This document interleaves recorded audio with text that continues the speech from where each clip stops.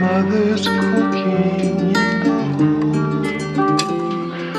I must go and fetch the water till the day that I am grown.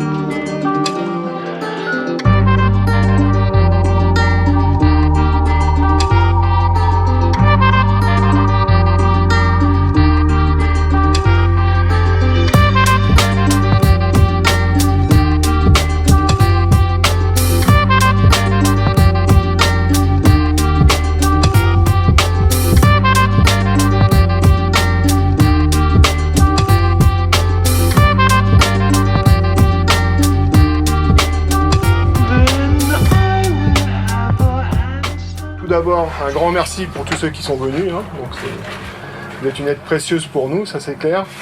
L'objectif numéro 1, c'est d'équiper des 10 tortues de balises Argos, celle-ci. Donc c'est une autre génération de balises Argos, ainsi que de loggers que j'ai en main, accéléromètre, pression, température, luminosité. D'accord. Ça couplé avec la caméra de Jérémy.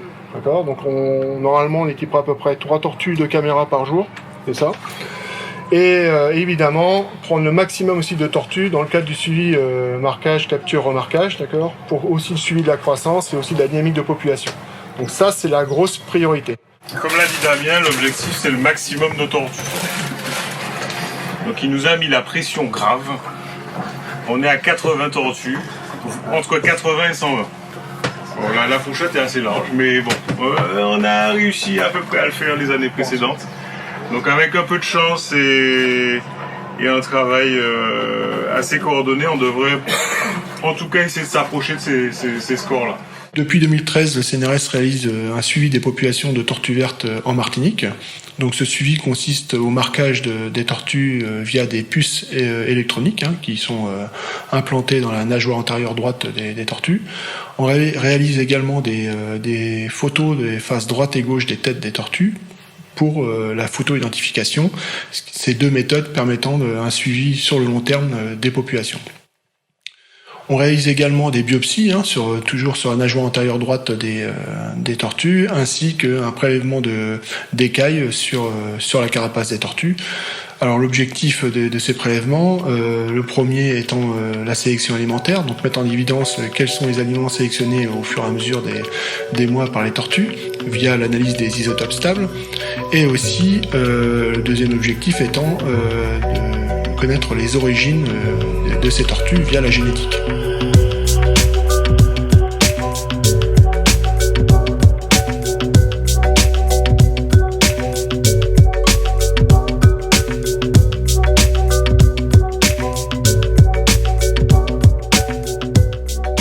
On a la chance d'être les rares personnes à avoir des habilitations, des accréditations pour pouvoir manipuler des espèces sauvages, protégées. Il faut garder ça en tête. Ça reste des animaux protégés qu'on n'a pas le droit de toucher. Et donc, on est des petits privilégiés dans un vaste ensemble qui va, j'espère, permettre que Grande Anse, Petite Anse et d'autres endroits soient encore mieux préservés, encore mieux protégés. C'est chouette de pouvoir valoriser les choses qui fonctionnent dans ce pays et c'est vrai qu'avoir des tortues sur ce site-là, c'est quand même une chance et il faut pouvoir continuer à préserver les lieux et donc ce type d'action permet justement de montrer, de quantifier, d'avoir des données qui sont tangibles pour dire il faut qu'on continue dans une direction ou qu'on change pour que ce soit encore mieux. Je trouve que c'est important sur un travail de longue haleine, sur des questions d'écologie et liées au milieu marin, de pouvoir contribuer à ce genre d'actions-là qui sont porteuses sur le long terme et qui sont intéressantes pour la Martinique et les Martiniquais. Le programme de recherche conduit par le CNRS actuellement aux Anses d'Arlet sur les tortues marines, sur les tortues vertes notamment, rentre dans le cadre du PNA Tortues marines des Antilles. Donc le PNA, c'est un plan national d'action. Ce sont des programmes qui visent à restaurer les populations d'espèces protégées qui sont en danger ou qui sont en limite d'extinction. Et donc là, il y a ce PNA qui existe dans les Antilles sur les tortues. avec plusieurs piliers. Notamment, il y a un pilier recherche, connaissance qui est un pilier actuellement conduit par le CNRS qui vise à améliorer la connaissance des populations de tortues marines aux Antilles et notamment là actuellement à la Martinique.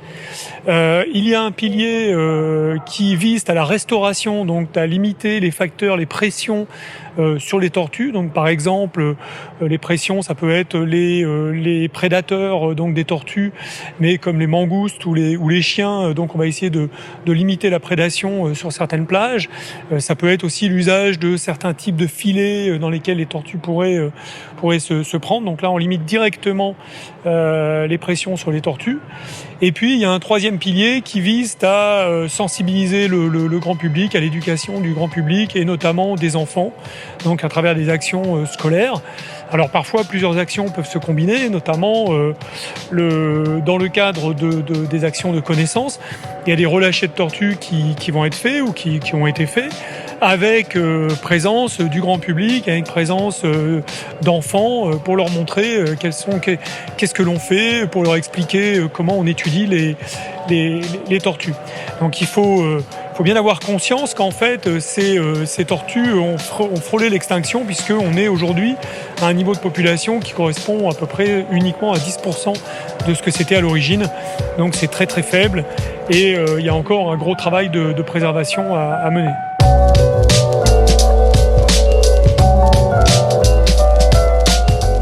CNRS, ils ont ramené 2 tortues.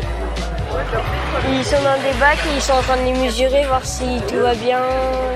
C'est impressionnant, on n'en voit pas tous les jours. Quand on va nager et qu'on voit des tortues, qu'est-ce qu'il faut pas faire? Ne pas les toucher. Ne pas les toucher, il a raison. Ne pas faire de gestes brusques. Ne pas faire de gestes brusques. On va pas descendre sur elle en apnée et on va pas aller se mettre devant elle pour qu'elle puisse tracer devant elle. Quand elle nage, elle fait pas de la marche arrière, la tortue. Non. Donc si on se met devant elle, elle va être dérangée, elle va devoir faire demi-tour. Mais il faut bien savoir qu'il ne faut pas être trop nombreux autour, il ne faut pas la poursuivre, il ne faut pas descendre sur elle. Je considère que cette matinée-là a été exceptionnelle pour la ville des Anses d'Arlet et puis pour nos enfants qui, oui, bien sûr, ont dû entendre parler de tortues une fois de temps en temps comme ça, mais d'approcher aussi près et d'avoir fait ce qu'ils ont fait aujourd'hui, je considère que c'est une matinée exceptionnelle.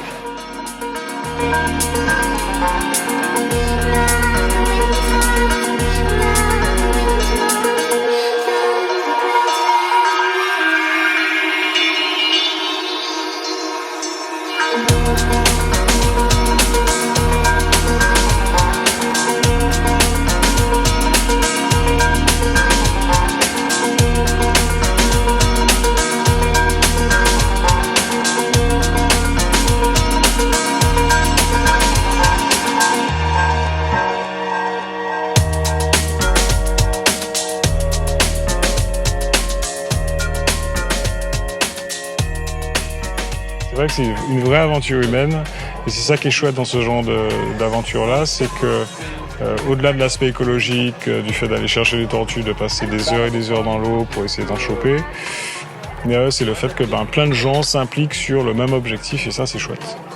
Pour l'instant on n'est pas trop mal, on en a sorti 55. Beaucoup de balises posées, des caméras posées, on a fait...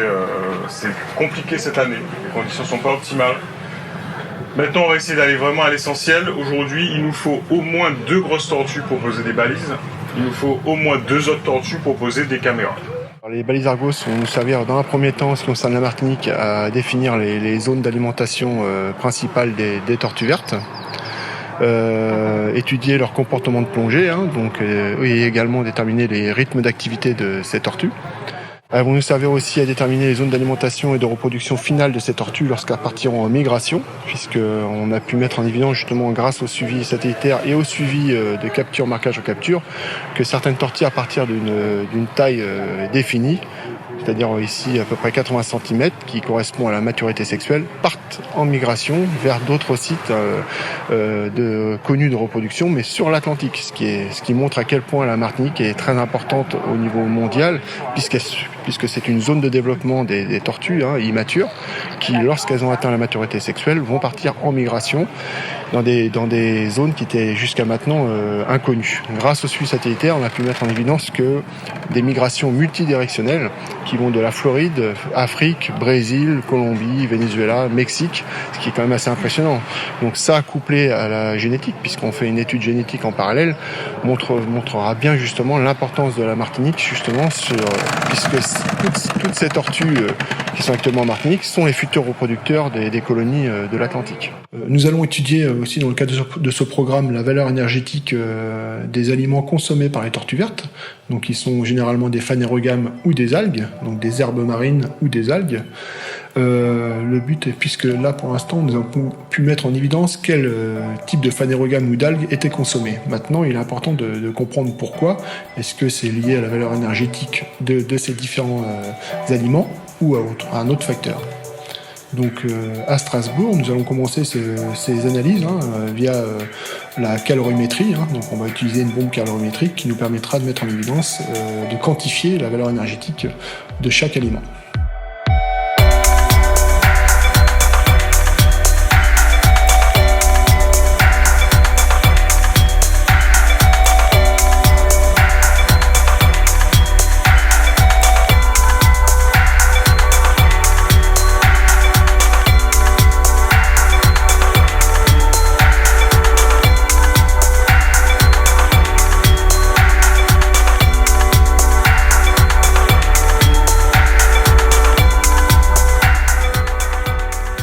On est quand même très satisfait parce qu'on a un pourcentage de recapture qui est proche des 70%, donc ce qui est quand même très bien.